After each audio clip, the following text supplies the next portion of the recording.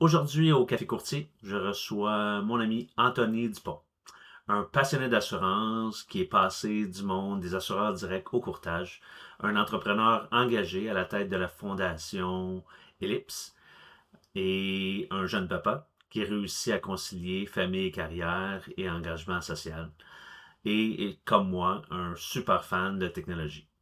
Voici la première de deux parties où on découvre son parcours inspirant et profondément aimant. Installez-vous confortablement, prenez votre café parce que ça commence maintenant. Bienvenue dans le Café Courtier, le podcast qui réveille le monde du courtage. Un sujet à la fois.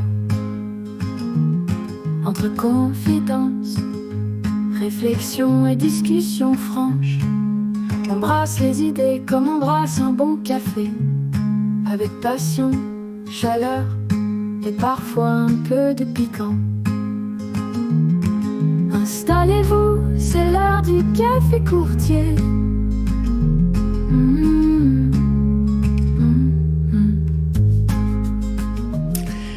Donc aujourd'hui, dans le Café de Courtier, je reçois Anthony Dupont, qui a un parcours vraiment très inspirant.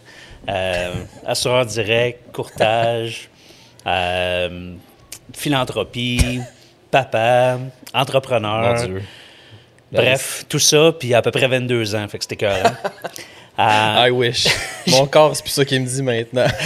Je sais déjà qu'on va beaucoup trop parler, fait que j'ai déjà planifié le coup. On va diviser ça en deux parties. Première partie, on va parler justement du jour zéro à aujourd'hui. On va parler plus du côté personnel, le début de ta carrière, la philanthropie. Puis la deuxième partie, quelque chose que moi j'aime beaucoup, technologie. Yes. Fait que c'est parti pour la première partie. Génial. Puis bienvenue dans la ville de Québec. Ah ben oui, c'est vrai, je suis à Québec aujourd'hui, puis on est dans un... J'ai l'air plus professionnel que d'habitude. Ben oui.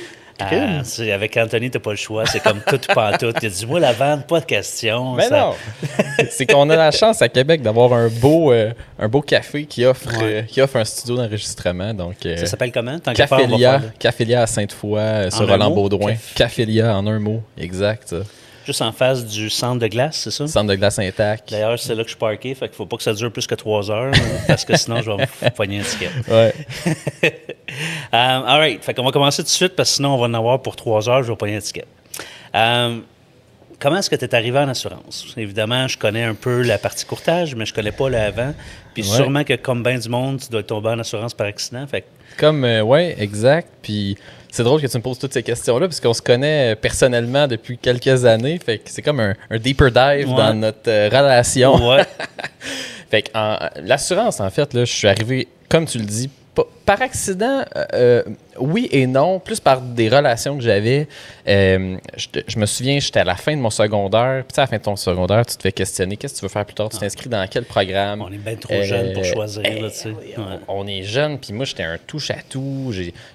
J'adorais la technologie. Déjà, pour moi, c'est une passion depuis que je suis tout jeune. Mais je voulais-tu travailler là-dedans? Ça demandait quand même des études pour décrocher un emploi intéressant. Je savais vraiment pas qu'est-ce que je voulais faire. Une chose que je savais que j'étais bon en compétence, c'était la logique, les mathématiques, etc. Puis ça m'a amené vers le domaine vraiment loin de l'assurance, mais la géomatique. Fait qu'arpenteur, géomètre, etc. Je m'étais inscrit dans une technique au cégep de Limoilou. Puis ça m'a juste rappelé mes douleurs du secondaire. En secondaire 5, ça commence à être plus...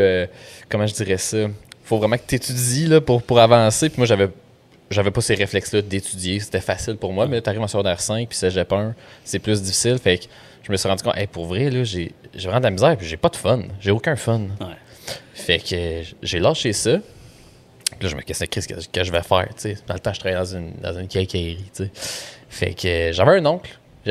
Qui était en assurance, puis il me partait. J'ai toujours trouvé ça quand même le fun. Je connaissais vraiment pas l'assurance. En assurance de dommages? En assurance de dommages. Il était dans un cabinet de courtage. Puis il me parlait de sa job. Je me disais, c'est quand même le fun. Puis tu commences à te renseigner. Puis si t'aimes moindrement le monde des affaires, ce qui est mon cas, tu te rends compte que c'est un domaine qui est quand même accessible rapidement, qui a des bonnes conditions, qui est stable dans le temps. puis t'entres dans le monde des affaires, puis t'as un réel impact sur le patrimoine des gens au niveau personnel ou entreprise. Ouais. Là. Exact. Fait que c'est vraiment comme ça que je suis tombé en assurance. Fait que je me suis inscrit dans un AEC. Puis j'ai tombé chez SSQ. Dans le fond, j'ai tombé dans le temps chez SSQ Auto. En direct, quand ouais. ça existait encore. Fait que voilà comment je suis arrivé en assurance au départ. Quand même assez jeune.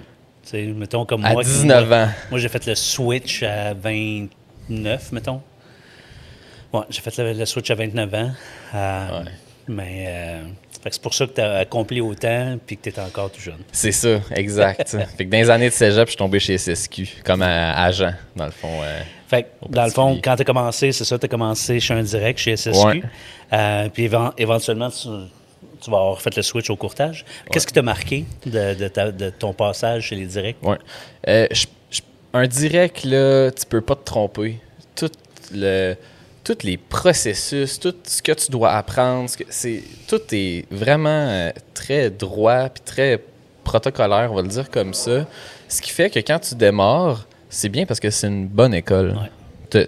C'est très difficile de te tromper. Tu peux être pas performant, tu peux être, je veux dire, tout ça, ça reste là, mais au niveau, mettons, apprentissage, tu es ultra bien encadré. Ouais, beaucoup plus que dans le courtage. Puis c'est pas... S'il y a un défaut au courtage, c'est ça. C'est beaucoup plus entrepreneurial, c'est des moins grosses entreprises. Ouais. Tout le monde est débordé, entre guillemets. Fait exact. Bon.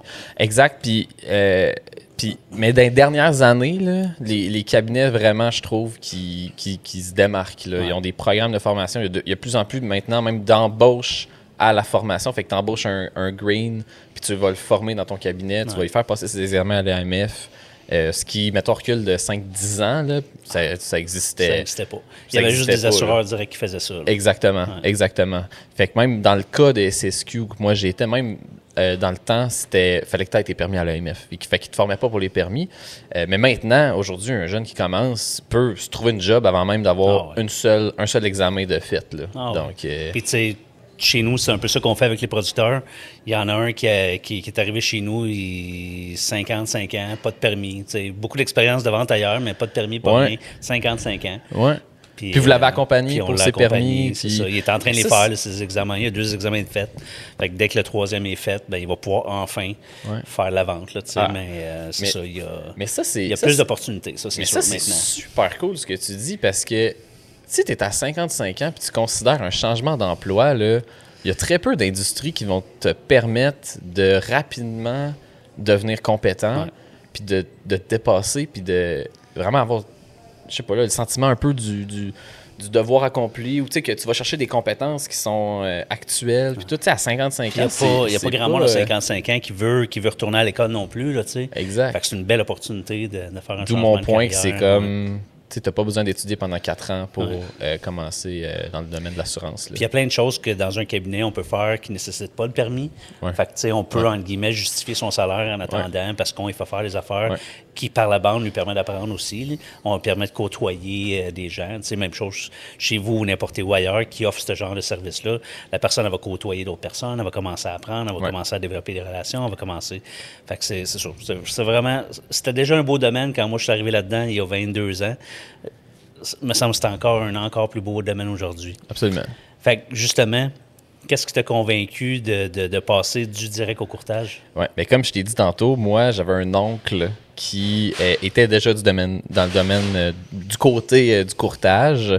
Fait que l'histoire courte, en réalité, j'aimerais ça te dire que c'est la proximité. Puis une fois que tu comprends mieux le rôle d'un courtier, moi, ça collait plus à ma personnalité, mais tant que tu n'as pas réellement goûté, c'est dur de vraiment saisir exactement c'est quoi que tu fais. Fait que la réponse plate que je vais te dire, c'est que moi, j'avais un oncle qui travaillait dans le temps chez PMT Roy, puis qui m'a dit « Hey, j'ai des postes ouverts, viens donc faire une écoute, tu sais, de l'écoute, une demi-journée. » Fait que j'ai accompagné une couple de postes différents pendant une demi-journée. J'ai fait « Hey, c'est bien cool, ça! » Puis tout. Fait que ça a tombé que SSQ est tombé en grève à m'amener. En même temps que tout ça, tombé en grève. Puis là, j'étais comme « Qu'est-ce que je fais? » Puis là, en grève, faut que t'as plus de salaire, faut que t'ailles piqueter. J'ai rien contre j'ai rien contre les syndicats, là, mais moi, ça me collait personnellement à moins. Fait que, tu sais, il faut être piqueté pour avoir une couple de centaines de piastres à la fin de la semaine. Ça me rejoignait pas. Là, je voyais que ça commençait à s'éterniser après 3-4 semaines. Moi, j'étais dans mon prime time. Là, je voulais juste faire ça, je voulais me développer. Fait que c'était comme un concours de circonstances. L'employeur de cabinet dans ce temps-là avait des postes ouverts. Fait que finalement, j'ai appliqué, j'ai eu le poste. Puis voilà comment je suis arrivé dans le courtage. Puis le savoir d'avance, il y a sûrement bien des gens qui feraient le saut plus tôt. Mais comme tu dis, c'est une fois que tu es de l'autre bord que tu dis shit, j'ai manqué cette opportunité-là. Quoique, puis je viens d'en faire un autre d'enregistrer un autre podcast juste avant. Puis lui aussi, il a fait 6 ans dans le direct avant. Puis tous les gens que je connais qui ont passé par le direct, qui disent tous que c'était une super belle école pour apprendre justement l'organisation, la prise de notes, apprendre des meilleurs scripts, à parler mieux. C'est une belle école. À la quantité d'interaction avec le public, avec les clients, les prospects qu'un direct a, là, que généralement c'est beaucoup plus qu'un cabinet là, dans sa globalité. Clairement, qui ont plein de monde intelligent qui étudie les meilleures façons de faire puis qui te forment là-dessus. Fait que c'est clair que c'est une bonne école. Puis moi, je trouve que c'est vraiment... Tu sais, comme je me reporte à quand j'étais jeune, là, si j'appliquais sur une job, j'avais déjà travaillé au McDonald's. Là. Il y avait un peu cette... tu te souviens-tu? Il a appris à travailler. Il a vraiment appris à être... Tu pouvais même pas t'accoter ses comptoirs parce que tu voulais prendre 2 minutes. Non. Tout était propre. C'est un peu, on dirait... peut-être ma comparaison est douteuse là, avec le McDonald's. Mais je comprends. Mais je trouve vraiment que c'est je trouve ça vraiment bien, moi. Quelqu'un qui est passé par là, il en a vu, puis il y a une structure. Puis... Fait que tu as été chez PMT Roy, tu as été là un bout de temps, PMT Roy était acheté par Ellipse. A créé Ellipse plutôt, là, quand il a mergé avec PMA Assurance. Et étant donné qu'on reste plus du côté personnel, tu es président de la Fondation Ellipse. Comment est-ce que tu es devenu président de ça, puis pourquoi? En fait, tu as décidé de t'impliquer là-dedans? En fait, c'est depuis 2020 que je suis là-dedans, je crois avril 2020. Il y avait... c'était un tout petit nombre, il y était 6 personnes sur ce conseil-là dans le passé. Le trésorier, dans le temps, il a quitté. Il a changé de job, il a quitté son emploi, là, pas son emploi, mais son poste dans la fondation.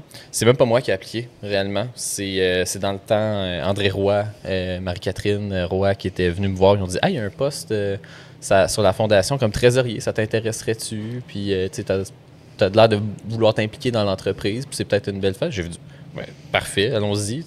J'étais jamais allé sur une fondation ou un board de quoi que ce soit avant. C'était vraiment une première expérience pour moi. J'avais de la facilité avec les chiffres. Là. C'est peut-être pourquoi on m'a dit pour le rôle de trésorier. Fait que c'est vraiment arrivé par pur hasard comme ça et en méconnaissance, dans le sens que j'avais aucune idée dans quoi je m'embarquais, mais j'étais comme, let's go. Comme dans chaque affaire que j'ai faite dans ma vie, dans ma carrière, je suis comme, let's go. Ils t'ont sûrement dit, c'est pas tant de job que ça. Là. Ouais. Et ça tombe que le trésorier a beaucoup de jobs dans une fondation. Probablement plus que n'importe qui d'autre. Oui. Fait que depuis ce temps-là, je suis tombé président. Quand c'était occupé par quelqu'un qui s'appelait Marc-Antoine Bernier, qui était président de la fondation, il tombait à la retraite, puis il a quitté. Puis je me suis proposé à la présidence du conseil d'administration, puis les membres m'ont voté. Fait que, ça c'était le concours de circonstances, comment je suis tombé là. Pourquoi maintenant je quitterai probablement jamais ce monde-là? Est-ce que je vais toujours être dans la Fondation Ellipse? Je sais pas. L'avenir nous le dira. Pour l'instant, tout est super, puis ça me rejoint dans mes valeurs. Je pense que dans la Fondation, ce sera jamais bon pour la Fondation si la même personne préside pendant X nombre d'années, parce qu'à un moment donné, tu manques d'inspiration, t'as moins le je sais pas, là, pas le feu aux fesses, là, mais t'as moins, le goût d'impliquer ou d'innover, de pousser ça encore plus loin, parce que t'as plusieurs années derrière toi. Fait que je sais vraiment pas comment va être l'avenir, mais c'est vraiment une belle fondation. Je trouve tellement que quand t'es dans un esprit, ou quand t'es dans une position un peu privilégiée, puis on va se le dire, n'importe qui en assurance, t'es privilégié. Regarde ce qui s'est passé dans la COVID. Pas grand monde qui ont perdu leur job. Les cabinets ont continué, ou les assureurs ont continué à faire de la croissance, donc les employés ont continué à avoir des augmentations salariales. C'est vraiment stable là, comme emploi. Puis quand je dis privilégié, je parle pas juste des des grosses conditions. Là. Je dis juste que regarde le salaire moyen au Québec, puis regarde dans l'assurance, on est vraiment privilégié. Ouais. Je pense que c'est de la responsabilité de tous de C'est s'impliquer si on a un peu de temps à donner. Puis ça peut être tellement par diverses formes. Là. Justement, à chaque année, on fait un événement de campagne de financement, puis j'en parlais. Là. Oui, il y a d'organiser des campagnes, oui, il y a de s'impliquer sur des boards, oui, il y a de donner tout simplement, là, de donner de l'argent, mais aussi de donner du temps, de donner du mentorat. Tu es en ressources humaines, puis tu dis, qu'est-ce que je pourrais faire? Je dis, je sais pas, moi, va aider un organisme pour les structurer un peu au niveau ressources humaines ou répondre à des questions. Reste disponible avec eux dès qu'ils ont une petite question. Juste ça aide énormément. Si t'es comptable, tu peux aider, t'es avocat, tu peux aider, peu importe les compétences que tu as. Si tu as une compétence qui est transférable, ben oui. implique ton temps, absolument. Puis, En assurance, c'est niaiseux, là. Oui, ils vont contacter un assureur ou un courtier, là, mais tu peux être du côté du cabinet et dire « Hey, moi, j'ai rien à vous vendre. Je vais vous aider pour vos assurances. Je vais vous accompagner. Je suis un professionnel, j'ai mon propre... Je suis dans un cabinet où je suis chez un assureur. Mais je ne porte pas ce chapeau-là aujourd'hui. Je vais porter mon chapeau de bénévole pour l'organisme puis vous accompagner là-dedans. Ouais. On va vérifier les protections. On va s'assurer que tout est correct. Si jamais il y a un problème, tu vas être là pour dire ben là, c'est ça, puis c'est ça, puis c'est ça. Là, exact. Fait que, il y a tellement de manières de s'impliquer, mais je trouve vraiment que c'est important. Puis c'est de la responsabilité sociale. Puis je pense que... Puis après ça, dans une entreprise, tu sais, Ellipse le fait par la Fondation Ellipse, mais il y en a d'autres, là, des fondations. Je crois vraiment qu'une entreprise se doit, quand elle atteint une certaine taille, se doit d'avoir cette responsabilité-là, de réimpliquer dans la communauté. Là. Effectivement, je suis bien d'accord. Des fois, c'est pas sous forme de fondation, c'est sous d'autres formes, mais s'impliquer dans la communauté, donner... Il y en a qui ont peut-être pas de fondation, mais des budgets de commandite, de dons. Des milliers de dollars à 20 différentes équipes de sport, puis puis ça. Exact. Là, l'histoire dans le temps, pourquoi ça a été créé dans le temps, c'est que le cabinet recevait tellement de demandes de dons par année, puis c'était comme tout c'était géré un peu bon, mais ça donne qu'on a soit plus de liquidité ou on en est début d'année, fait que j'ai plus de budget pour en donner. On arrive en fin d'année, j'ai moins de budget, mais la cause est bonne. C'était beaucoup de gestion de données. Fait que dans le temps, ça a été vraiment, garde, on va donner un budget, on va créer une fondation, gérez-le. C'est ça. Il y a eu un processus qui a été mis en place, puis voilà. Fait que c'est vraiment... c'était ça, mais il y a toutes plein de formes, il y a plein de cabinets qui sont... c'est vraiment cool, là, tu sais, sur LinkedIn, moi, je suis beaucoup de pages de cabinets, comme tu le sais, puis presque à chaque semaine, je vois un nouveau cabinet qui porte fièrement un chèque pour un organisme ou une cause. Puis c'est cool pour le domaine de l'assurance, c'est vraiment présent de ce côté-là. Là. Regarde n'importe quel événement ou organisme, là, c'est sûr que tu vois soit une compagnie ou un cabinet d'assurance. C'est sûr.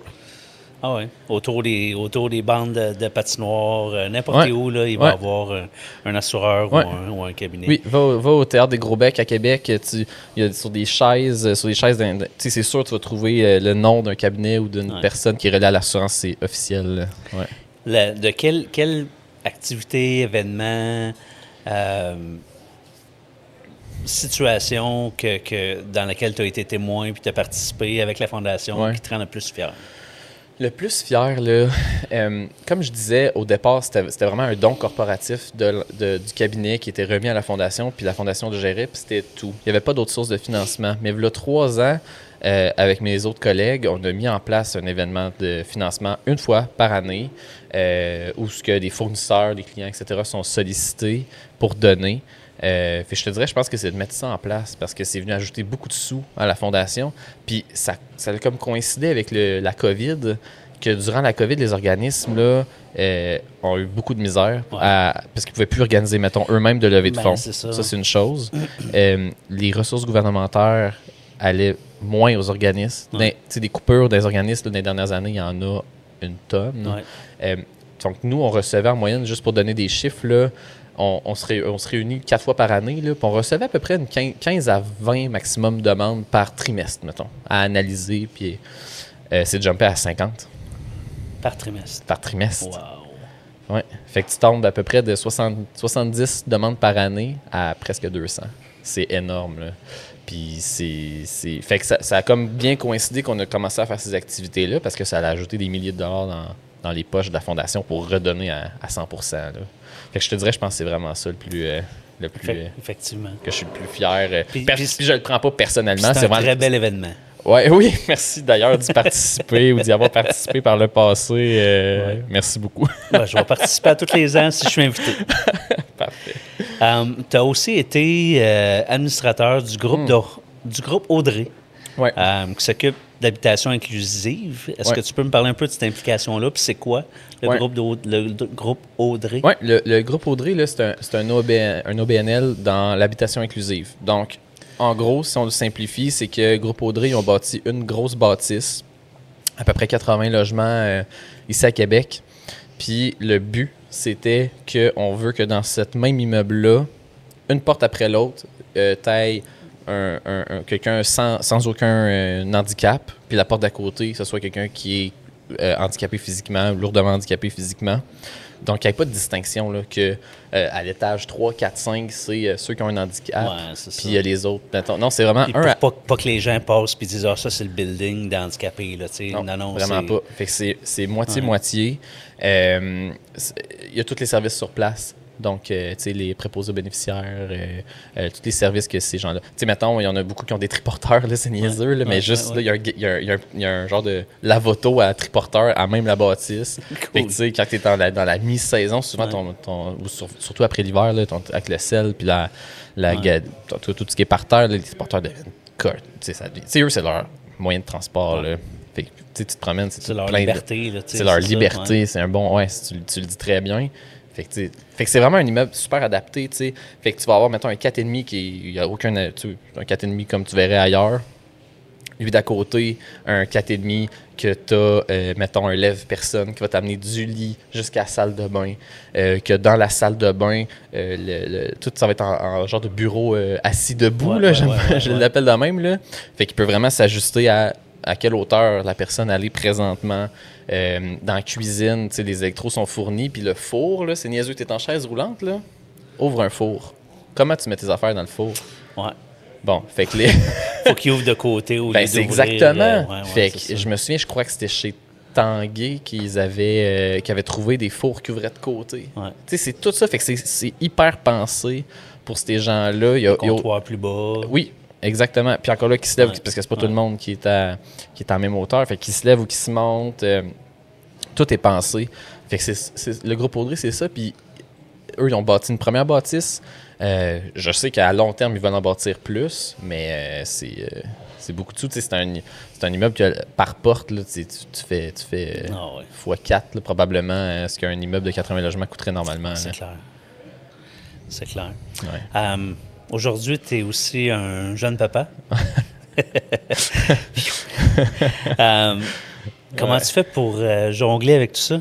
Ouais, c'est une bonne question. Je pense que c'est de la jonglerie quotidienne, dans le sens que c'est important, je crois, de protéger des moments. Ouais. Tu sais, moi, j'ai pas envie que dans 10 ans, ma fille ou mon gars me dise « T'étais où les 10 dernières années? » Puis papa travaille. Puis je me souviens, en plus, il y avait eu un... Je me souviens plus c'était dans quelle circonstance, dans quel contexte, mais je me souviens, à un moment donné, ma fille, elle avait répondu à une genre de questions de même, mais genre une amie à ma blonde, puis c'était comme hey, papa, il travaille. Puis j'étais comme, mais non, je suis là. Genre, il pensait automatiquement que je travaillais, tu sais. Puis ça m'avait un peu marqué, mais je pense honnêtement que c'est de protéger des moments. Tu sais, comme moi, là, mes fins de semaine, c'est sacré. Là. Je veux dire, à moins d'un tu sais, je veux dire, il y a des événements, il y en a des fois, puis, tu sais, mettons, je vais à Plein Net à chaque année. Bon, mais souvent le dimanche, il est pris. C'est ça, t'as pas le choix. Bon, fait que... Mais si je t'invite à jouer au golf le dimanche, tu vas dire, c'est sûr, je te dis on va non. y aller mardi. C'est officiel. C'est officiel. Fait que déjà là, de protéger des moments qui sont critiques. Tu sais, la semaine, moi, mes 2 enfants vont à la garderie. Fait que c'est pas dans le jour qu'il y a des problèmes. La fin de semaine, ils sont tout le temps avec nous autres. Fait que protéger des moments, savoir dire non. Une affaire dans le domaine, surtout de l'assurance, des événements, il y en a. Oh yes. Un peu moins que le pré-COVID, mais ça revient. On commence à en revoir. Le printemps puis l'automne, là, tu pourrais en avoir 3 par jour. Pas 3 par jour, mais tu pourrais en avoir 3 par semaine. Ah oui. Fait que des événements, il y en a beaucoup. Des golfs, comme tu dis, il y en a beaucoup. Fait que je pense que c'est important de savoir dire non. Ouais. Juste de mettre les limites, puis c'est pas vrai que si tu vas pas à ces événements-là, ça te ralentit ou ça. Il faut juste que tu choisisses ceux qui ont le meilleur impact, le meilleur retour pour toi, C'est ça. qui te serve le plus. Honnêtement, s'il y a quelqu'un qui dit « Ah, t'étais pas là parce que t'as voulu être avec tes enfants, je ferais pas affaire avec toi », honnêtement, tu veux pas faire affaire avec lui anyway. On s'entend, là? En tout cas, moi, je pense de même. Oui, puis je pense que tout le monde pense de même aussi. Là. Je pense que ce serait une minorité qui penserait autrement. Fait qu'il y a ça. Faut bien s'entourer, là, clairement. Là. Ouais. Dans mon cas, je suis chanceux. J'ai une conjointe qui est compréhensive, elle a un horaire beaucoup plus stable. Là. Fait que des trucs le soir, on en a pas. J'ai aussi la chance d'avoir des beaux-parents puis des parents disponibles. Là. Fait que ça aide. Mais je pense que vraiment la clé dans le savoir dire non, choisir tes bonnes batailles, celles qui valent la peine, puis protéger des moments critiques. Ouais. Là. Ouais. Est-ce que tu fais ça d'un fois? Ma blonde a fait ça d'un fois. Surtout quand, des fois, l'été commence, puis là, tu t'en rends pas compte, tous tes week-ends sont bookés jusqu'au mois d'août. Des fois, elle fait ça, puis j'ai pas d'enfants, fait que j'imagine que si j'avais des enfants, je le ferais encore plus. Ouais. Mais des fois, elle me book un meeting, parce qu'on met tout dans nos agendas. Okay. Fait que des fois, je reçois une invitation à un meeting, puis là, je suis comme « Ah, OK, c'est quoi? » Puis là, l'invitation, ça va être, mettons, une plage de 4 heures, puis ça va être écrit « On fait rien ». Ah, c'est bon. Fait que c'est ça, on reste à la maison, là, ouais, genre. c'est super bon. Moi, tu sais, ma blonde, je suis... Des fois, ça peut être rough, mais ma blonde me le remet d'en face bien directement, souvent comme ça n'a pas de bon sens. Puis c'est, tu sais, honnêtement, non, là, tu sais. Elle a vraiment raison de me ramener. Tu sais, c'est pas... Ma job peut pas être prioritaire sur la famille, tu sais. Fait que si je m'égare dans une idée ou dans un... Puis quand elle va me ramener. Je suis vraiment chanceux d'avoir elle pour ça. Là. Mais sinon, ouais, ton idée de calendrier est bonne. Là, c'est clair que... Puis, si justement un jeune parent, quelqu'un, ça s'en vient, là, la femme est enceinte ou vient juste d'avoir un enfant, puis qui vient le voir puis il dit « Écoute, j'allais partir une business, j'ai une business, mais là, je vais avoir un enfant, tu sais. Qu'est-ce que tu me suggères? » Ben, moi, je te dis fonce. Ça, c'est sûr. Puis, si le fait que tu dois... Mettons que je ramène ça à moi, là, puis je parle à un mois du futur, là, si le fait de devoir protéger des périodes de temps pour être sûr d'être avec ta famille puis d'être présent, puis de devoir dire non à certaines choses, si ça, c'est un frein à ton idée, c'est soit que ton idée n'est pas bonne, ou soit que la méthode que tu veux exécuter cette idée-là n'est pas la bonne. Pas la bonne, ouais. Puis au final, là, le succès ou la réussite, elle t'appartient à toi. Tu sais, c'est pas en disant hey, moi je passe 80 heures sur ma business cette semaine. Hey, moi j'ai fait 200% de croissance dans mes 2 premières années. Ça, là, ça peut être la réussite pour quelqu'un, mais c'est-tu la tienne? C'est ça. Quelqu'un pourrait te juger parce que t'es passé de là à là en 3 ans. Ouais. Mais tu as toujours vu tes enfants le week-end. Exactement. 4 soirs sur 5, tu étais là pour leurs devoirs, puis leur exact. activité sportive, puis quelque chose comme ça.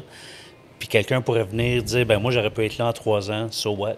Exact. Regarde, moi, ma réussite, c'est d'avoir passé du temps avec mes enfants. Là, fait que la réussite, c'est dans les yeux puis dans la tête de la personne qui fait qui prend les devants de partir une business, là, dans le fond. Là. Vraiment, vraiment. Puis je pense qu'il faut juste ajuster cette réussite-là, puis être résilient, puis savoir accepter les résultats que tu as avec la vie que tu as. T'sais. Si tu n'as pas d'enfant, pas de conjoint, tu es libre comme l'air, puis ça te tente que ta vie devienne ton travail, ben mets tes seuils de réussite plus haut. C'est ça. Puis c'est bien correct, mais c'est encore là, c'est personnel à cette personne-là. Fait que... Ouais. Sur ces belles paroles, on va finir la première partie parce qu'on va en avoir un autre, probablement 30 minutes à jaser juste de technologie. Fait que reste là, on revient dans 2 minutes. Yes! C'était la première partie de ma discussion avec Anthony Dupont. Un parcours super inspirant, un bel équilibre entre carrière, famille et engagement social.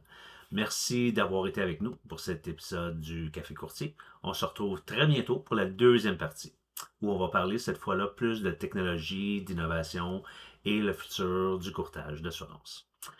N'oubliez pas de vous abonner à ma page YouTube de Le Café Courtier, ma page Instagram Le Café Courtier, et vous pouvez me suivre moi sur Facebook aussi, et évidemment sur LinkedIn. Alors, à bientôt! C'est la fin du Café Courtier. Le podcast qui réveille le monde du courtage, un sujet à la fois.